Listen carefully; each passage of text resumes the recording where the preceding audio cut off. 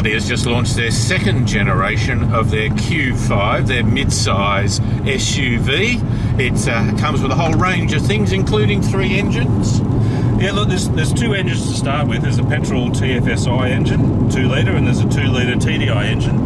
They're both good entry-level, powerful models from Audi. And then, of course, there's the Hero 3 litre V6 for the SQ5. And which is selling very well for them. Yes. It's an important part of their market. It's not just a car to show people and then sell them something else. Well, no, in the previous model, the SQ5 sold up to 33% of the model range, so that's a significant number for a vehicle that really is a performance SUV. And in the run-out, it's still selling 20%, but the new SQ5 is not a diesel engine.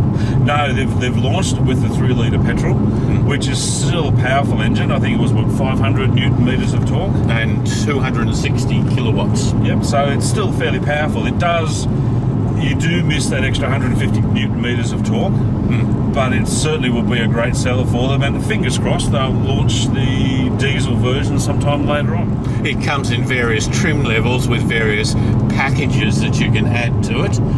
They are reasonably priced, but the trim levels start good and get even better.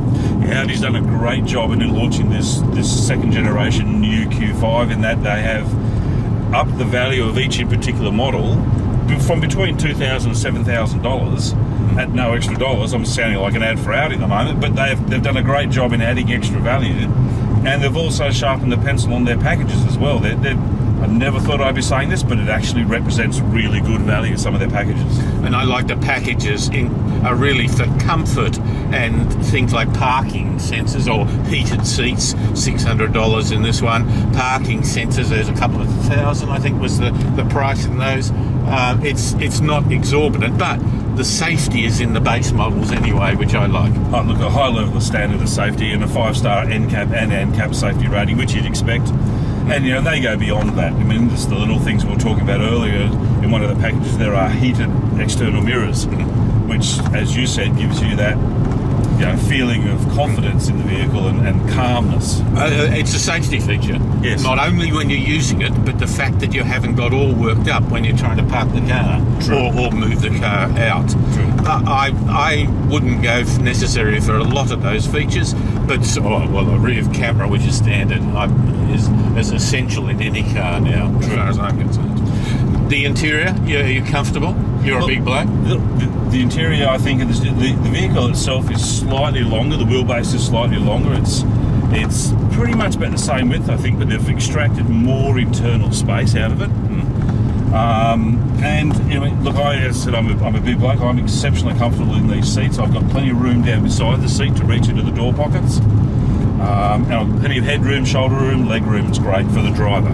Just reaching those pockets and that can be the little features that make driving rather good. The only problem is, you being big fella, seat right back, not a lot of room in the back. Well, that's one of the downsides of this particular vehicle, but it also is endemic of vehicles in this segment. There's not a lot of downside, so there's not a lot of room in the back seat. But again, the rear seats are exceptionally comfortable, again with plenty of headroom, shoulder room, and with normal drivers or the seats forward, plenty of knee and leg room as well.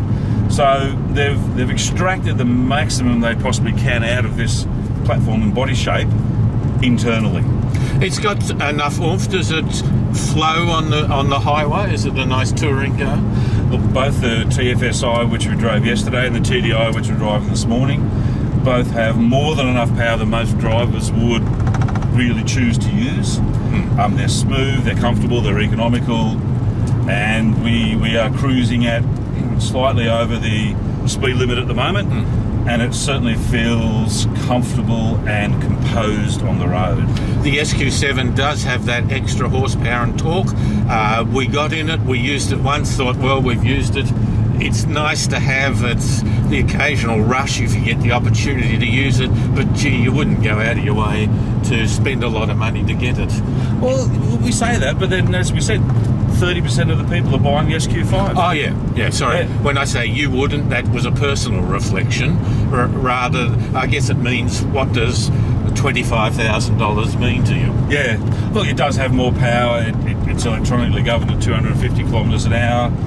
It'll go from 0 to 100 faster than the other two motors. It uses a little bit more fuel. But, I mean, it also comes with some extra features as well, which is good. But, Yes. I mean, if people want a sports performance SUV, then they'll go for the SQ5. Well, personally, I wouldn't just take one of the two, the two standard motors, because they both provide excellent performance stroke economy. For what you can use in a practical situation. Well, absolutely. The outside look, a little bit sharper, a bit more angles.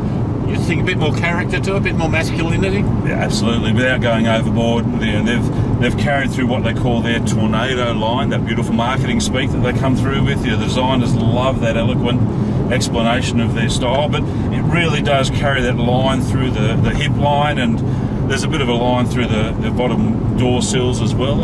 I actually really like the shape. I think it looks good. It looks... I guess it looks smaller than it actually is. Yeah. They've done a good style of designing that, and it feels bigger inside than it actually is. So they've done well.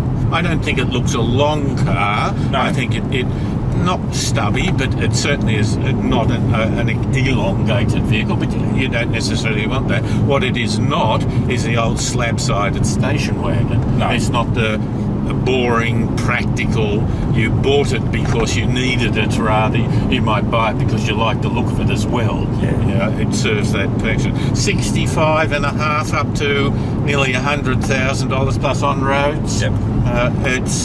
It is in the luxury range. Yep. You can certainly get cheaper cars, but perhaps not one with the external cachet or the ambience of the vehicle.